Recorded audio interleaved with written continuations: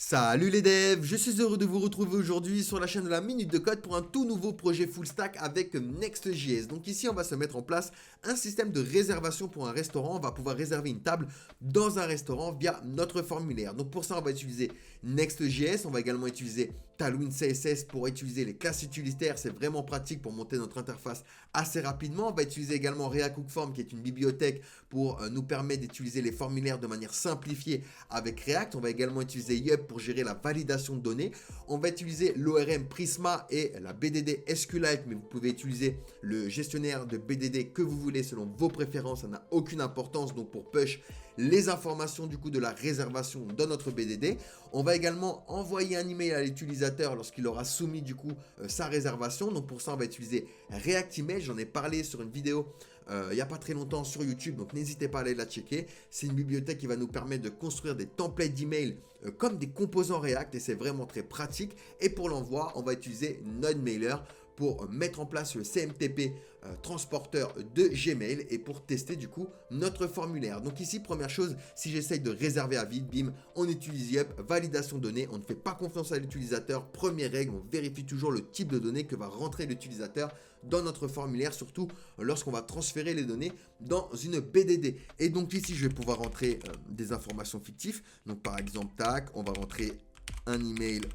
fictif, on va utiliser également un numéro de téléphone, indiquer le nombre de personnes, choisir la date de réservation, on va également choisir une heure d'arrivée et pour ça on va mettre des heures prédéfinies, on va partir sur le principe que le restaurant n'est pas ouvert 24 heures sur 24, qu'il a un service du midi et un service du soir, donc l'utilisateur pourra choisir parmi l'horaire qui le convient. Donc il va choisir une horaire et donc il va cliquer sur réserver et donc une fois que je clique sur réserver, j'ai bien ici réservation avec succès. Donc c'est bon, on a bien réservé, on a bien push dans notre BDD. Et seconde chose, si je vais sur mon Gmail, ici j'ai bien reçu mon email avec les informations que j'ai rentrées dans mon formulaire ici.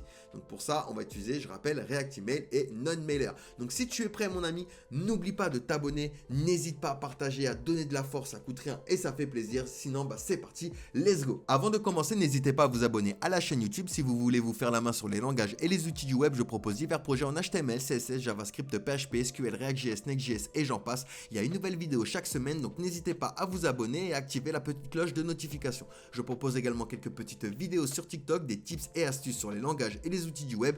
Donc n'hésitez pas également à nous rejoindre et une formation est offerte à chaque inscription à la newsletter sur laminutedecode.io. Je vous souhaite bon visionnage à tous. Donc on y va, première chose, on va initialiser un projet avec Next.js. Donc rendez-vous sur le site nextjs.org où nous allons pouvoir récupérer la commande ici npx create next app @latex. On clique dessus ici et ça va le copier directement. Ensuite, j'ai ouvert mon éditeur de code. Pour ma part, je vais utiliser Cursor, mais vous pouvez utiliser l'éditeur de code de votre choix. Ça n'a aucune importance ici. Que vous utilisez VS Code ou autre, ça n'a pas d'importance pour la suite du projet.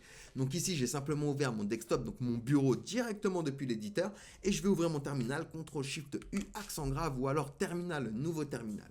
Et ici, on va coller la commande et on donne un nom à notre dossier. Je vais l'appeler forme réservation, mais pareil, ça n'a pas d'importance. Vous l'appelez comme vous voulez. J'appuie Entrée, c'est le nom qu'il va donner en fait au dossier qu'il va créer juste ici avec notre application. Il va nous poser ici quelques petites questions, notamment si on veut utiliser TypeScript. C'est sympa, c'est du JavaScript typé, ça nous permet de typer nos valeurs. Oui, on va l'utiliser dans ce projet. Ensuite, il nous demande si on veut utiliser ESLint, qui est une extension qui permet de vérifier les erreurs de syntaxe directement lorsque l'on code. Elle est assez sympa, mais on va pas l'utiliser ici. Je vais dire non. Mais si vous voulez que je fasse une vidéo dessus, parce que c'est vrai que je propose des vidéos où jamais j'utilise ESLint et on m'a fait le reproche, mais si vous voulez que je fasse une vidéo dessus, n'hésitez pas à me le dire en commentaire, c'est avec plaisir que je le ferai. Ensuite, il nous demande si on veut installer Tailwind CSS. Oui, on va l'installer, ça nous permettra de monter notre interface assez rapidement. Ensuite, est-ce qu'on va utiliser le source directory? Non, on va utiliser pour notre part le app directory. Ça n'a pas d'importance, vraiment, ça va être surtout au niveau de la structure des dossiers, mais vraiment, il n'y a pas de différence entre les deux. Ensuite, il nous demande si on veut utiliser le app router. Oui, c'est même recommandé et on va dire non pour l'import d'alias. Donc ici, vous voyez, il m'a créé mon dossier forme réservation et à l'intérieur, j'ai tous les fichiers pour faire fonctionner mon application, notamment le packet.json. On va pouvoir retrouver les scripts ici et npm run dev par exemple pour lancer l'application ou build pour construire les fichiers statiques de notre application. On a même également la ligne Dependency et Dev Dependency qui nous permet de lister les dépendances qui sont installées dans notre application. Et tout ça, c'est lié avec le dossier Node Module où il y a du coup tous les fichiers qui font fonctionner du coup les dépendances externes. On a également un petit fichier gitignore si vous travaillez avec GitHub et que vous voulez ignorer les fichiers sensibles comme les fichiers env qui stockent les variables d'environnement. C'est vrai que ça, on évite de les push dans les repositories, donc on le met bien dans le point gitignore. Donc une fois que ceci est fait, vous voyez ici, je suis encore dans le desktop, il faut que j'aille dans le dossier forme réservation. Donc soit je fais la commande cd suivi du nom du dossier, donc forme réservation. Et là, je suis bien dans le dossier. Soit je fais un clic droit, Open Integrated Terminal, il va m'ouvrir un nouvel onglet et il va me mettre directement, voyez, dans le dossier. Soit, pour plus de simplicité, je vais ouvrir directement le dossier, hop, sur le bureau. Et je vais l'ouvrir directement, comme ça, on est bon. Et je vais réouvrir le terminal, CTRL-SHIFT-U accent grave. Et on va pouvoir faire, du coup, la commande pour lancer notre application, npm run dev. Donc, ça va le lancer en localhost. Ça va nous donner un lien que l'on va pouvoir du coup utiliser pour l'ouvrir sur notre navigateur et donc on aura notre application. Donc ici tac, il nous donne bien, vous voyez le lien localhost, je clique dessus et donc là il ouvre notre application et nous dans app ici on a un fichier page.tsx qui va représenter tout ce que l'on va voir du coup ici de base. Donc en fait tac, ça on va se le réduire, on va se le mettre comme ça. En fait, tout ce que vous allez voir ici représente ce qu'on va voir ici. Et donc, on va pouvoir se faire un petit peu de ménage. Le layout.tsx lui permet de structurer du coup nos pages, mais on verra ça un peu plus tard. Vous allez voir, c'est assez sympa à l'utiliser. Et vous voyez, on a ceci de base. Donc ça, tac, on va faire un grand ménage. Hop, on va tout effacer ici, tac, hop, on veut rien savoir. Et on va mettre les React Fragments avec simplement H1 pour le moment, hello, tac. Et on va effacer l'import d'image. Alors, normalement, il l'a effacé de base, non? Alors, non, il l'a pas effacé, il me le cachait. Voilà, tac, nickel. Et donc ici, on a simplement notre H1 Hello et on a donc Tailwind CSS qui est installé. Hein. Si je fais un class name text red 500 par exemple pour mettre le texte en rouge, il va bien être en rouge ici. Ok, nickel, tout est bien lancé. On va pouvoir donc procéder à notre première étape, donc à la mise en place de notre BDD avec Prisma. Deuxième étape, on va donc installer Prisma. Rendez-vous sur le site prisma.io et on va pouvoir cliquer sur Get Started with ORM. On clique sur Quick Start et on va pouvoir retrouver nos commandes juste ici. Donc ici, hop, si on descend un peu plus bas, on va retrouver notre première commande, donc npm install prisma-saved. Donc on prend ça et on va venir ouvrir notre terminal, CTRL-SHIFT-U accent grave ou terminal, nouveau terminal. Et donc ici, on colle notre commande pour installer Prisma. Ensuite, seconde commande, on va pouvoir récupérer la commande npx prisma init pour initialiser un provider. Donc on clique ici pour le copier, on vient également le mettre dans le terminal. Et si vous utilisez PostgreSQL ou MySQL, vous remplacez SQLite du coup par le gestionnaire que vous voulez. Et donc on appuie ici Entrée, pour nous, on va utiliser SQLite. Hein. Et donc ça va générer deux choses. Premièrement, un fichier .env, donc un fichier de variable d'environnement. Et à l'intérieur, on a déjà du coup une variable d'environnement qui s'appelle database URL qui représente notre base de données. C'est-à-dire que dans Prisma, lorsqu'on aura migré du coup notre BDD, il va créer un fichier dev.db ici. Et grâce à une extension, donc si jamais vous n'avez pas cette extension, vous allez dans extension ici et vous cherchez SQLite, vous avez cette extension qui va vous permettre de visualiser directement votre BDD depuis votre éditeur de code. Donc elle est assez sympa, je vous la conseille. Et donc la seconde chose, ça va être donc le dossier Prisma avec à l'intérieur un schéma.prisma. Et ici, on va pouvoir donc créer un modèle. C'est ce qui nous dit d'ailleurs dans la doc juste après de créer un modèle. Donc ici, user et post, mais nous, on va faire ça pour notre réservation. Donc pour ça, on va utiliser le mot-clé modèle et on va l'appeler réservation. Alors, réservation. On ouvre nos accolades et ici, on aura par exemple un ID. Alors ça, on peut l'effacer. Tac, qui sera donc un nombre entier, un int. On lui dit que c'est une clé primaire, donc c'est l'ID, et que par défaut, il sera auto-incrémenté. C'est-à-dire qu'à chaque fois que je vais rajouter un enregistrement, ça fera donc l'ID pour le premier à 1, et ensuite 2, 3, 4, etc. Ensuite, je vais lui dire qu'on va récupérer à l'intérieur le first name, qui sera de type string. On va récupérer également le last name, qui sera également de type string. On va récupérer l'email, qui sera également de type string. Le numéro de téléphone, qui sera également de type string. Le nombre de personnes pour la réservation, on va l'appeler num people, qui sera un nombre entier, int. Arrival time, donc l'heure d'arrivée, Alors arrival time, par contre ce sera pas un date time, hein, ce sera ici un type string. On aura également réservation date pour la date de réservation. Donc lui qui sera de type par contre date time. Ensuite on aura également created at. Donc on utilise date time et par défaut on aura la fonction now. Ça veut dire que lorsque on va enregistrer l'enregistrement dans notre BDD, au niveau de la date de création, il va prendre en compte la date où il a été mis dans la BDD. D'accord? Et donc on aura également la colonne updated at qui sera un date time qui représentera donc la date de modification.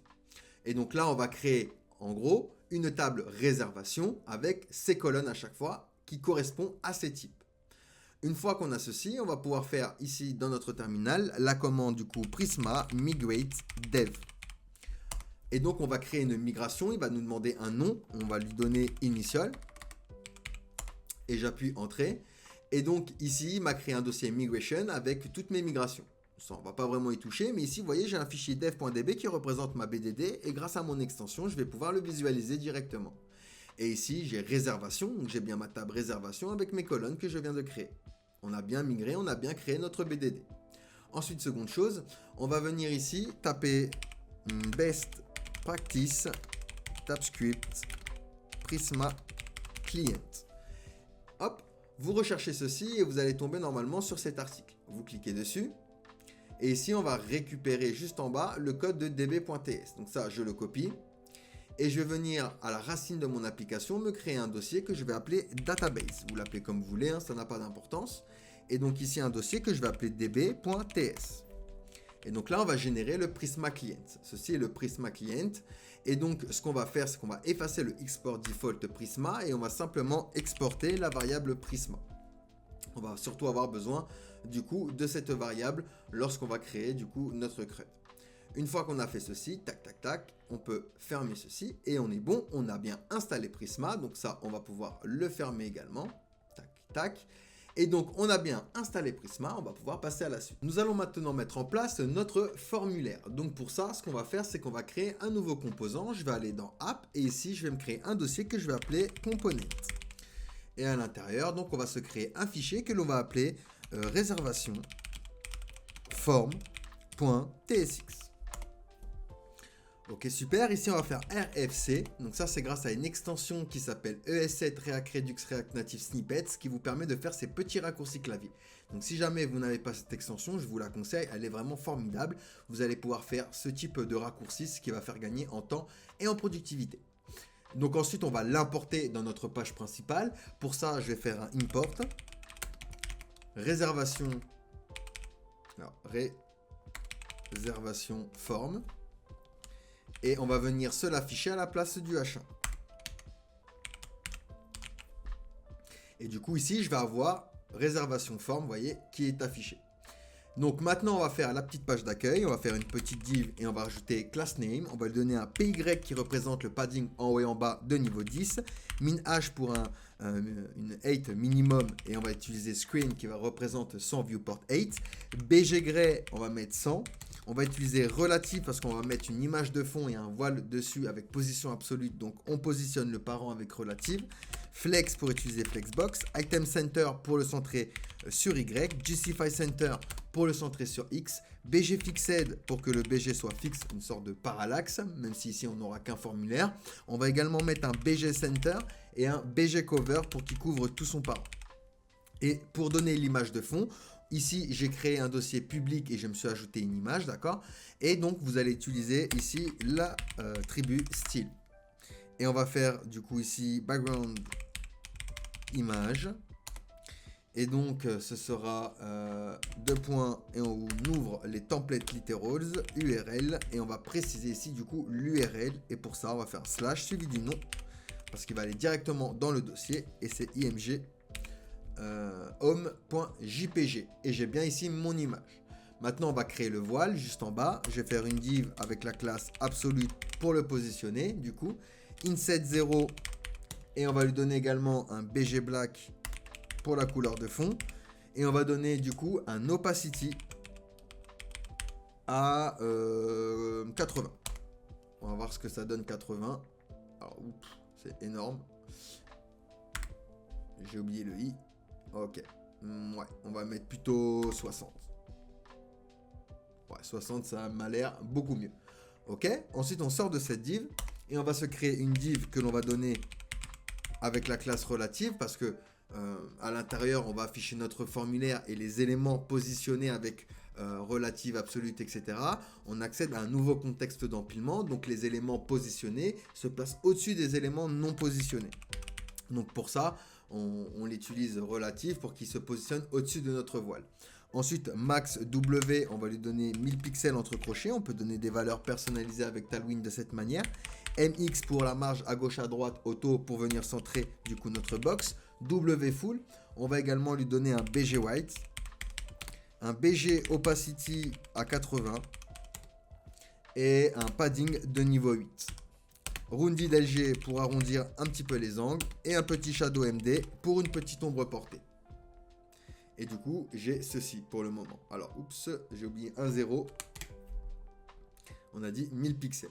Nickel. Et on a ceci pour le moment. Parfait. Donc maintenant, on va pouvoir coder notre composant.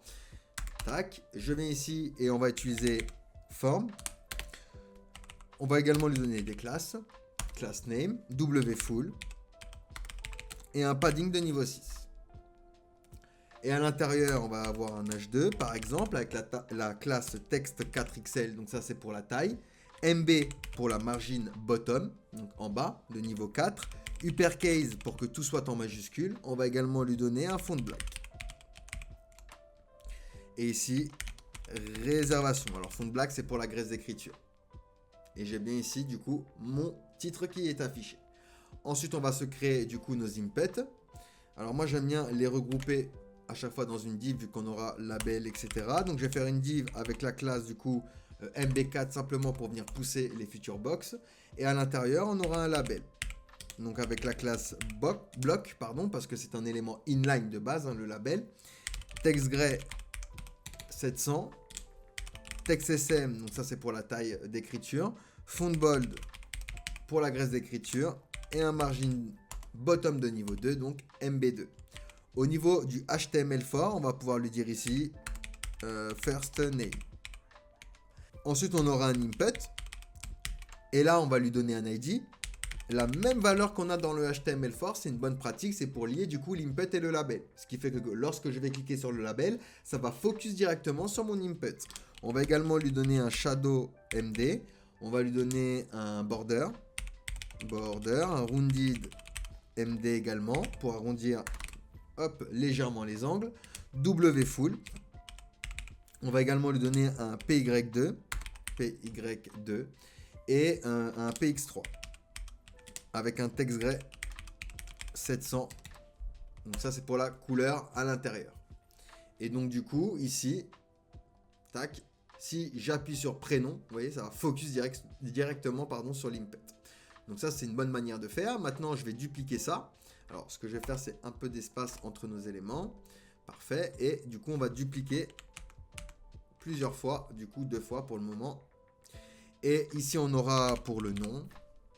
Donc, pareil. Tac. Ici, on va lui dire last name. On aura également, du coup, pour l'email. Alors, l'email, on va pouvoir préciser en plus que... Alors, tac, tac, tac, on descend un peu plus bas. Que le type de l'email, le type de l'input sera de type email. Et ici, on va pouvoir lui dire email. Et donc, on vient chercher l'email. On aura également pour le numéro de téléphone. On avait mis également pour le numéro. Tac, tac, tac. Donc, je reduplique ça une nouvelle fois. Donc, ici, on aura téléphone. On change avec phone au niveau de l'ID et du HTML4. Au niveau de l'input, on peut lui dire tel. C'est un input de type tel. Alt Shift flèche du bas une nouvelle fois. On aura pour le nombre de personnes. Nombre de personnes. Donc ici, on va l'appeler... on l'avait appelé comment? Num people. Et ici, on va lui dire donc que c'est un type number au niveau de notre input. Notre type d'input. Ensuite, on avait également pour la date de réservation et pour l'heure d'arrivée. Donc, hop, Alt Shift flèche du bas. Donc ici, ce sera date de réservation. Ça, on va pouvoir l'effacer. Ici, du coup, on l'a appelé réservation date. Et ici, ce sera un type date. Donc pour le moment, on a ceci. Ok, parfait. Il nous manque du coup pour l'heure. Sauf que l'heure, on avait dit qu'on allait donner des heures prédéfinies. Donc là, ça va être un peu spécial.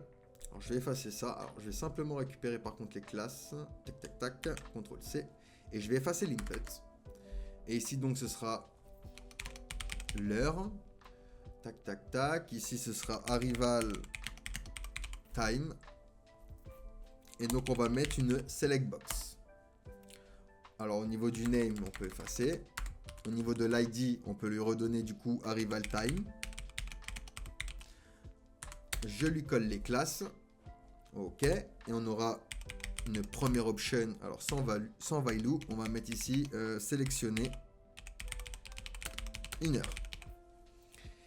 Et donc, on avait dit que le restaurant, il aura deux services. Donc, c'est pour ça qu'on va utiliser une select box. On va itérer à travers un tableau. On va donner déjà des heures. Donc, pour ça, hop, je vais ouvrir mes accolades. Et dans un tableau, ici, je vais rentrer mes heures. Donc, ici, on aura par exemple, alors hop, midi. Tac, on aura également du coup midi 30. On aura également 13h. Hop, on aura 13h30. On aura 14h et 14h30. Donc ça, c'est le service du midi. Et pour le soir, on aura 19h. 19h30. 20h. 20h30. Et 21h. Ok? Donc là, on a un tableau et on va itérer avec quoi? Avec la méthode map.map. Donc ici, on va récupérer time. Et une fois qu'on récupère time, on va pouvoir à chaque fois return une option. Avec value, on va lui mettre time. Et on va lui mettre également au niveau de l'encre de la value. Et on n'oublie pas la clé qui, puisqu'on retourne du coup plusieurs éléments avec la méthode map. Il lui faut une clé unique pour l'identifier et ce sera time. On aurait pu utiliser l'index, ici on va mettre time. Et donc maintenant, si je clique dessus, regardez, j'ai mes heures. Alors, oups, par contre, j'ai dû faire une petite erreur quelque part. Alors, à chaque fois j'ai mis H. Tac, tac, tac, excusez-moi. Hop, hop. Là aussi, et là aussi. Et tac. Ok. Alors, key time, value time, tac, tac, tac, on est bon. On va refresh. On clique dessus et on a bien du coup nos heures. Ok. Parfait, il ne nous manque plus que notre bouton. Et après, on pourra passer à la logique. Alors, pour le bouton, c'est assez simple. On va se faire un simple bouton, donc button. On peut lui préciser ici type submit, même si on est déjà entre deux balises formes, il sait déjà que c'est pour valider ce qu'il y a à l'intérieur. Et on va donner un BG Orange 500. Lorsqu'on va le over, on va faire over, 2 points, on vient changer le BG avec du BG Orange 600. Ensuite, on va également lui donner un text white. Donc ça, c'est pour la couleur de notre texte. Font bold. Et un PY de niveau 2. Avec un PX de niveau 4. Donc je rappelle PY en haut et en bas, PX à gauche et à droite. Ensuite un rounded MD. Hop. Alors, tac. Et on va également lui donner un outline none. Alors focus, 2 points, outline none. Et donc là, on va dire réservé. Hop. Et donc on a bien ici notre bouton. Très bien, maintenant nous allons commencer à mettre en place notre logique et on va utiliser pour ça React Hook Form et Yep pour la validation de données. Donc première chose, dans mon terminal, on va faire un npm i pour install et on va install React Hook Form. On va également install @hookform /resolver. Donc ça, c'est pour pouvoir connecter Yup avec du coup React Hook Form et du coup Yup, du coup pour la validation de données. Et on appuie donc Entrée. Première chose, vu qu'on va utiliser useState dans notre composant et que l'on a importé du coup notre composant ici, c'est ce qui serait intéressant, ce serait d'utiliser du coup useClient pour éviter les erreurs, pour lui dire que c'est un rendu côté client. Et on peut revenir ici dans notre du coup formulaire. On aurait pu le mettre également directement depuis notre composant. Donc une fois qu'on a tout ça installé, on va pouvoir import ici use form. Donc ça vient de React Hook Form. Hop, on va import également le Yup Resolver. Yup Resolver. Donc ça vient de from @hookform resolver et on va faire un slash yup. On va également import yup, donc on va faire un import tous les éléments as yup, on le renomme en yup majuscule, from yup. Et on va prendre également useState, import useState pour gérer le state, hein. Donc ça vient de React.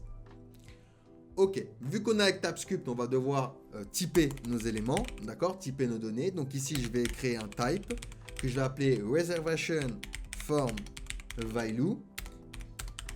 Et donc ici, je vais lui dire qu'on aura un first name qui sera de type string. On aura également pareil pour last name, email, phone, etc. Donc on récupère à chaque fois le type et nos champs. Donc first name, last name, email, phone, num people, arrival time et réservation date. On est plutôt bon. Tac, nickel. Ensuite, on va créer une fonction pour la validation. Donc on utilise yup et pour ça, on va faire un const validation. Alors on aurait pu créer un fichier à part, hein. On va mettre tout ça dans le même fichier. Validation schema est égal donc à yup.object et on va utiliser du coup shape.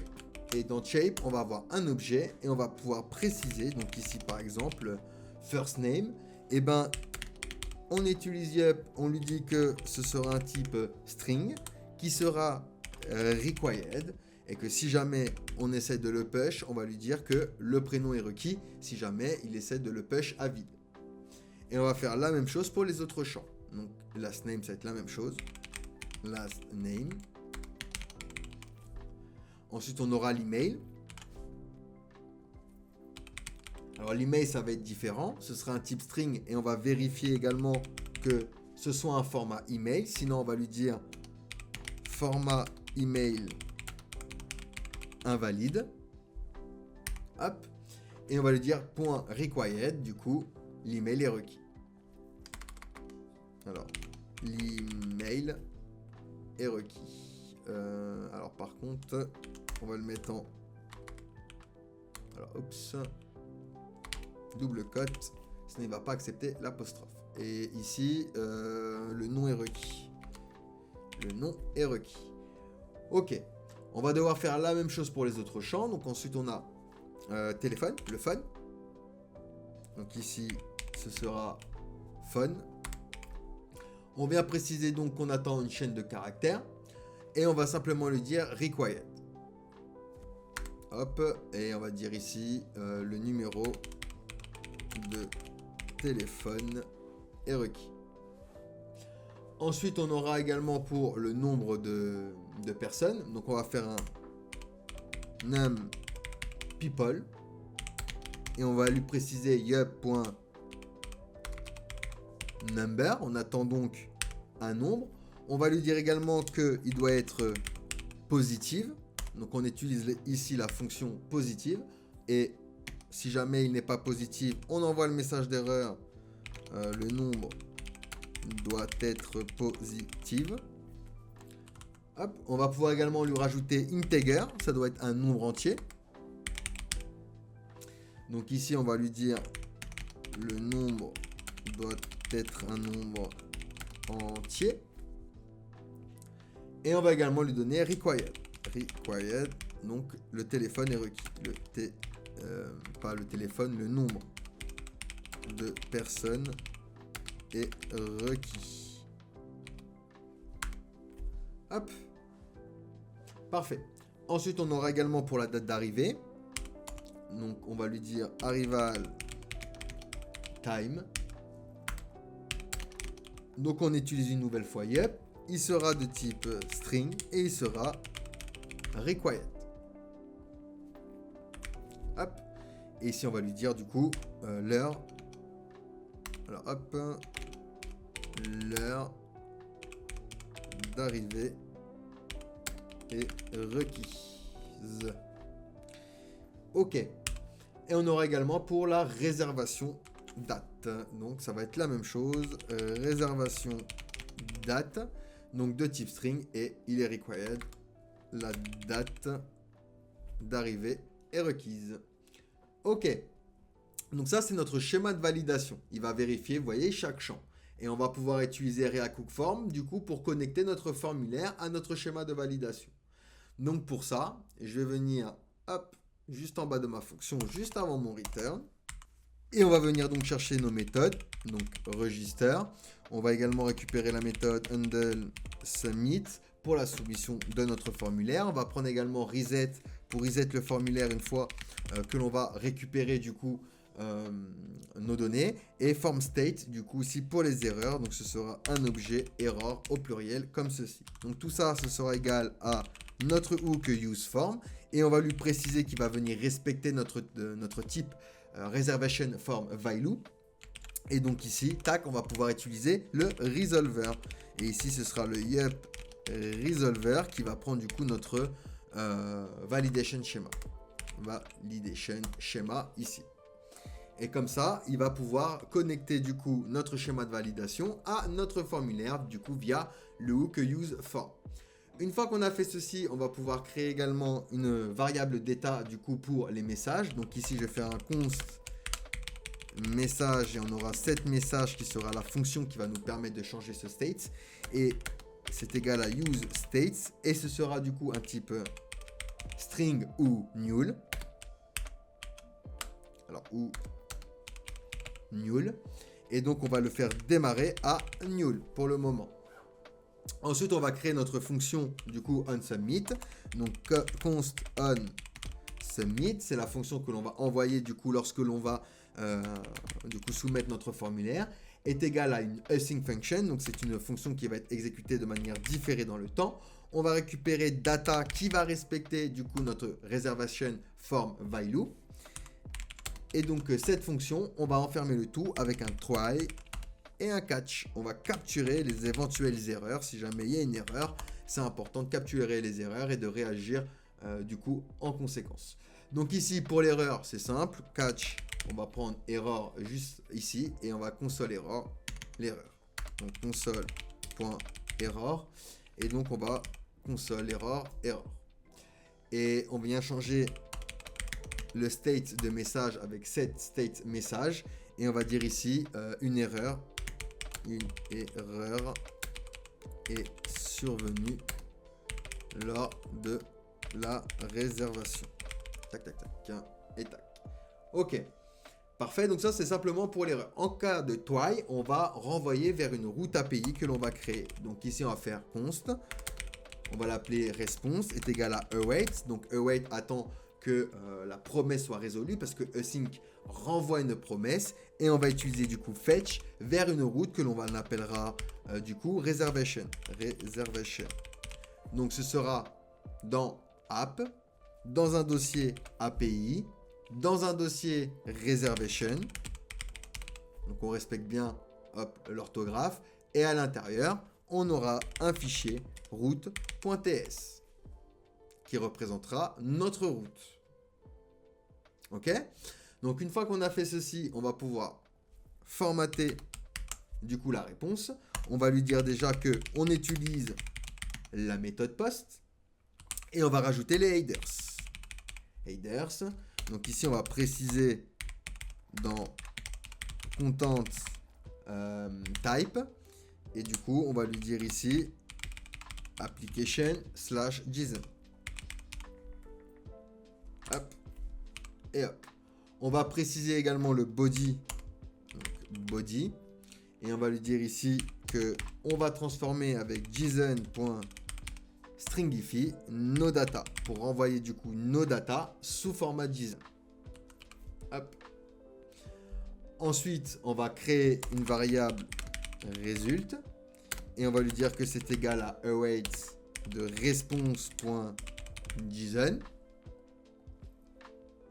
Hop.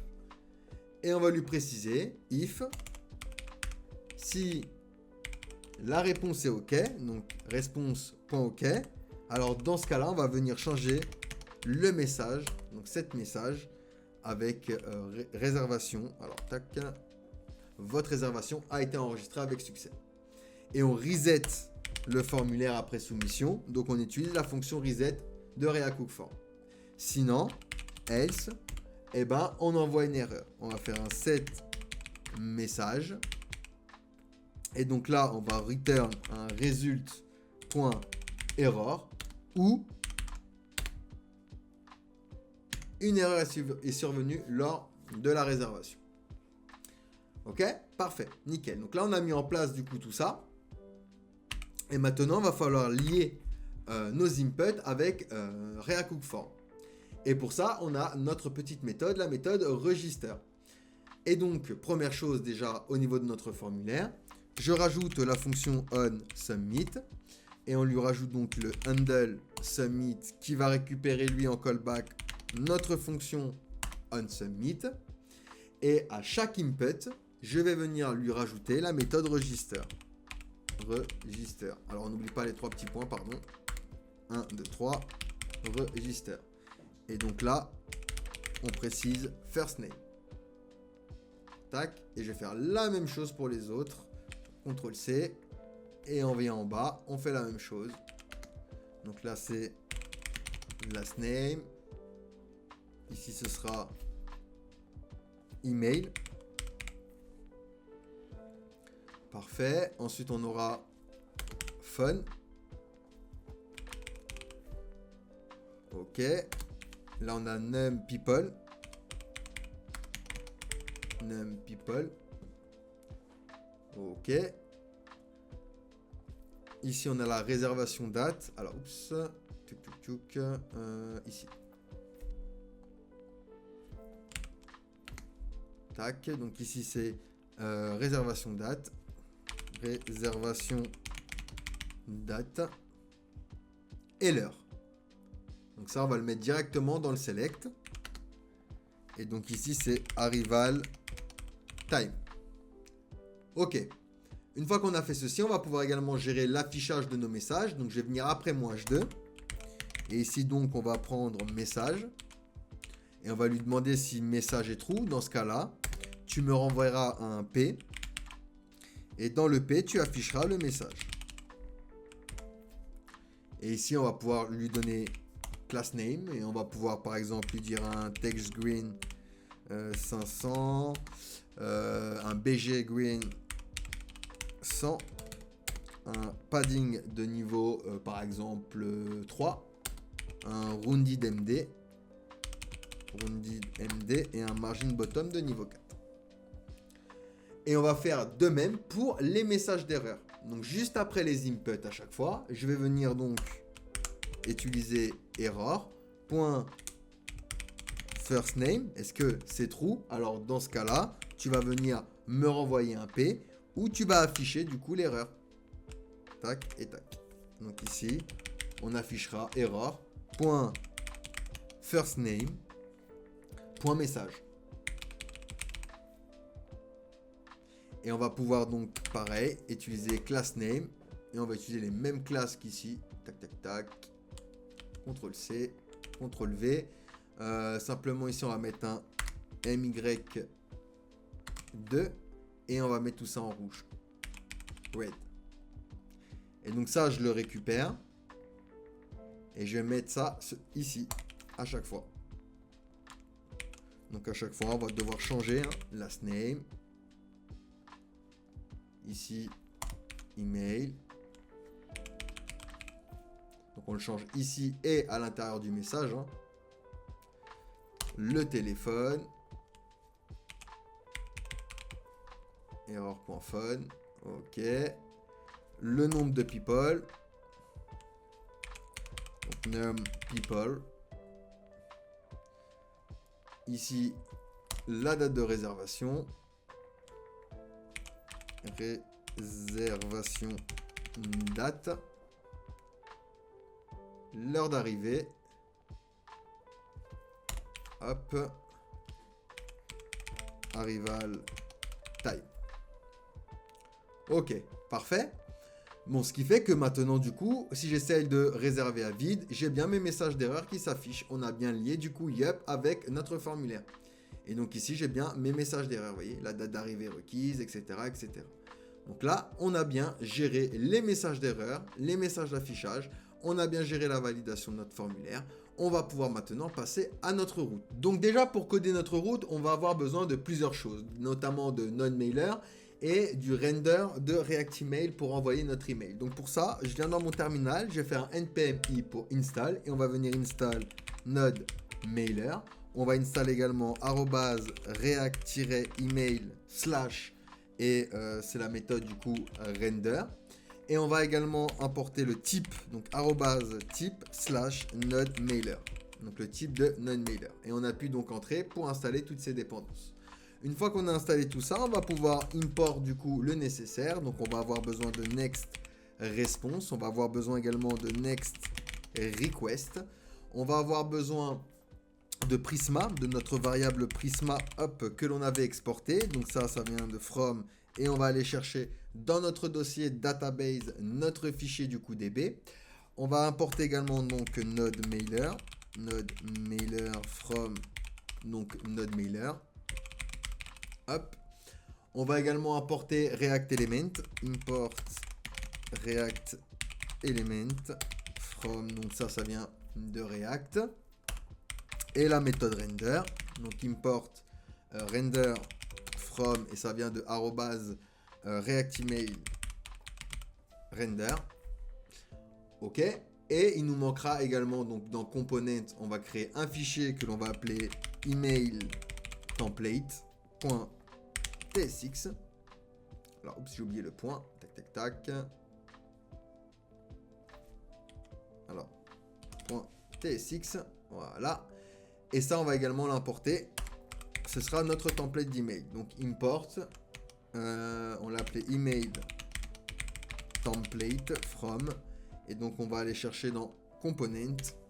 Alors, /app /component /email template. Ok. Donc, on a tout. Ici, on va pouvoir faire un export async function. Donc, ça va être une fonction asynchrone que l'on va appeler post, qui aura request en paramètre de type next request. Hop. Et on aura donc un try et un catch. Try. Et bien sûr, notre catch en cas d'erreur, toujours, on gère les erreurs. On va commencer par le try, le catch, pardon, comme ça c'est fait. Donc ici, on aura une erreur et on vient simplement console.error. Une erreur API route est survenue. Et on pourra return une next response pour retourner une réponse. .json. Et donc ici, on aura error. Une erreur est survenue. Et on va pouvoir également donner un statut. Jouer avec les statuts pour les méthodes HTTP. Et donc ici, on va donner le statut 500. Hop. Ok, donc ça c'est pour l'erreur. Comme ça, on a géré les erreurs, on est bon. On va pouvoir se concentrer du coup sur le push dans notre BDD et sur l'envoi d'email. Alors pour ça, je vais venir tout d'abord récupérer. Donc c'est first name. On va récupérer également last name, email, phone, numpeople, etc. de notre request. Donc on va faire un égal await request.json. Nous on le veut en format JSON. Hop, vu qu'on est dans une async function. Ensuite, alors juste c'est bizarre qu'il ne le trouve pas. Ah oui, c'est normal qu'il y ait une erreur, c'est parce que le fichier est vide. Quand on va le coder, l'erreur va disparaître. Donc une fois qu'on a fait ceci, on va pouvoir créer la réservation dans notre BDD. Donc on va faire un const réservation est égal à await prisma point, et on accède du coup à la table réservation point create, et on va venir créer du coup notre réservation juste ici. Hop. Donc ici on va pouvoir préciser les data, et dans les data on va pouvoir préciser first name, last name, etc. Alors hop, c'est 2 points. Et du coup, juste pour la réservation, vu que c'est une date, je vais pouvoir le formater en lui disant new date de réservation date. Comme ça, on le reformate en format date, vu que à la base, c'est une chaîne de caractères. Ensuite, une fois qu'on a ceci, on va pouvoir configurer du coup le transporteur de non-mailer. Donc pour ça, je vais faire un const transporteur est égal du coup à nonmailer.createTransport, et du coup on va créer un transporteur de cette manière. Alors tac, c'est tac et tac, ok, nickel. Et du coup ici on va pouvoir préciser le service, donc on va utiliser pour notre part Gmail et hot pour pouvoir se connecter, et à chaque fois on va devoir préciser donc user. Et on fera référence à une variable d'environnement process.env.gmail.user. Alors, on va créer cette variable, on l'appellera gmail/user. Et on fera de même pour le pass, gmail_pass. Et donc là, on appellera ça pass. Hop. Et ces deux variables-là, on va devoir les créer du coup dans notre fichier env. Tac. Et le deuxième.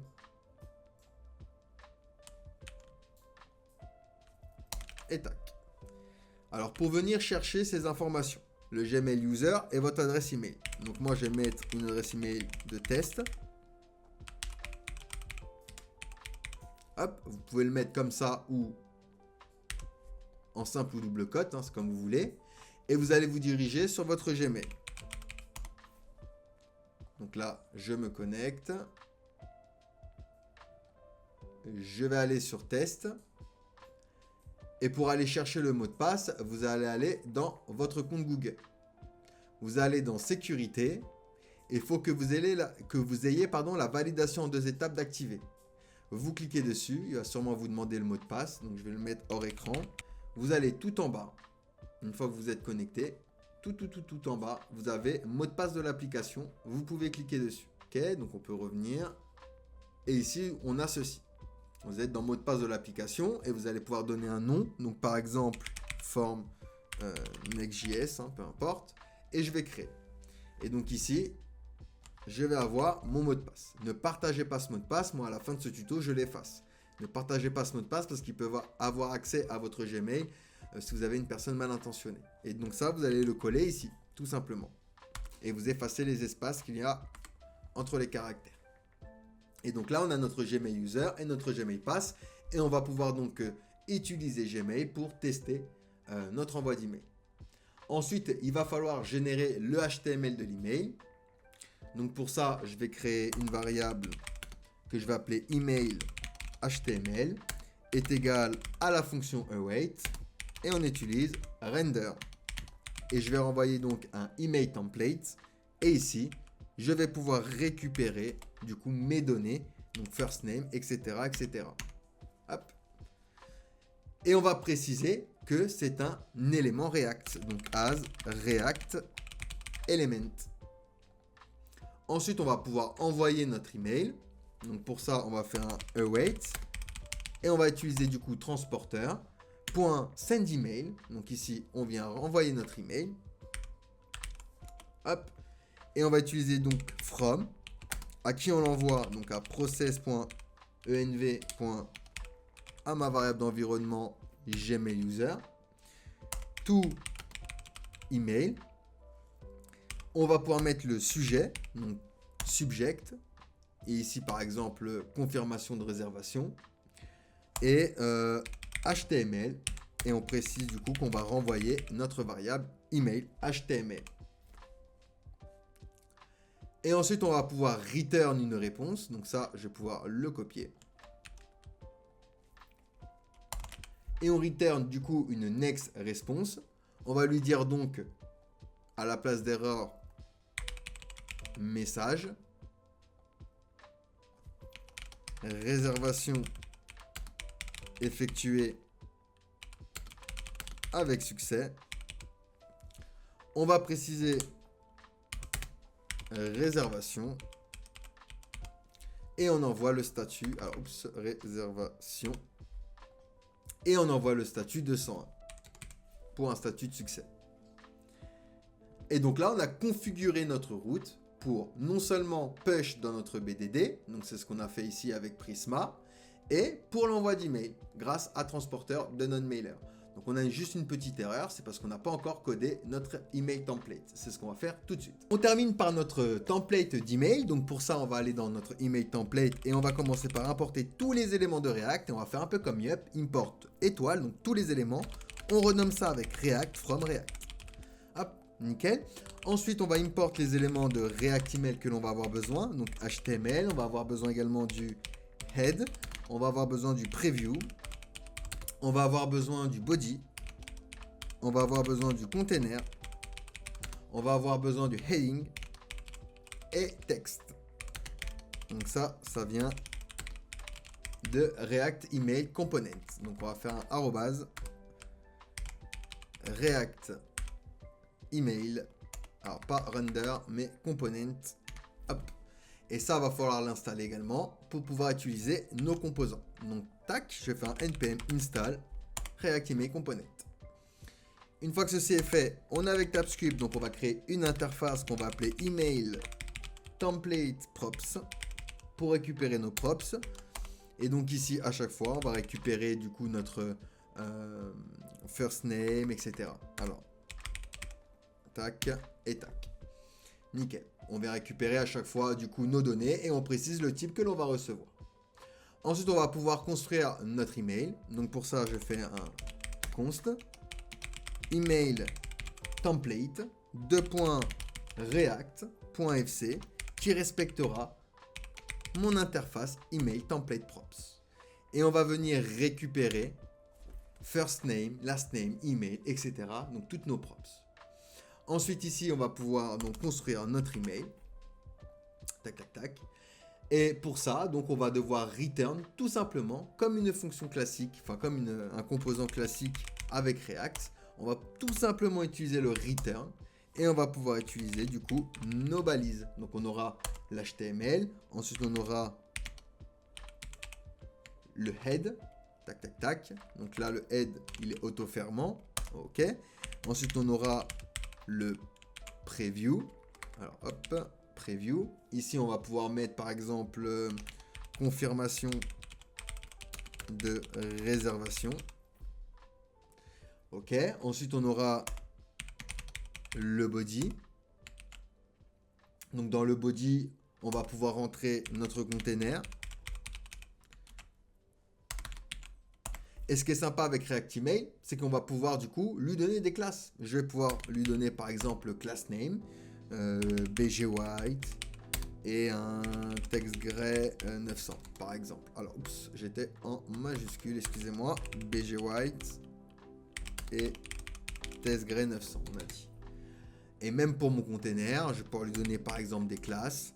Donc BG White pareil. Et un Rundi DLG par exemple. Et un Shadow MD.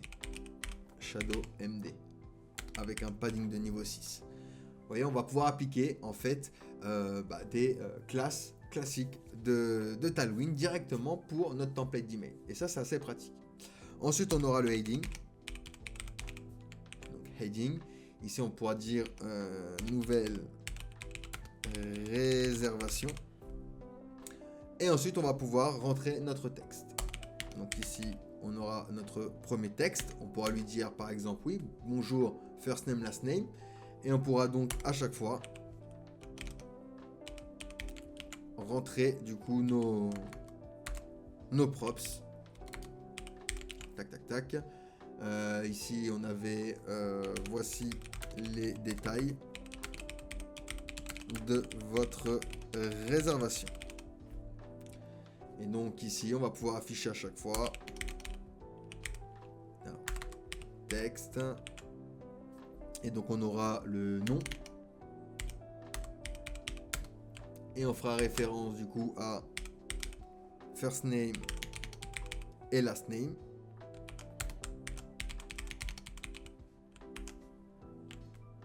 Hop, on aura également du coup l'email.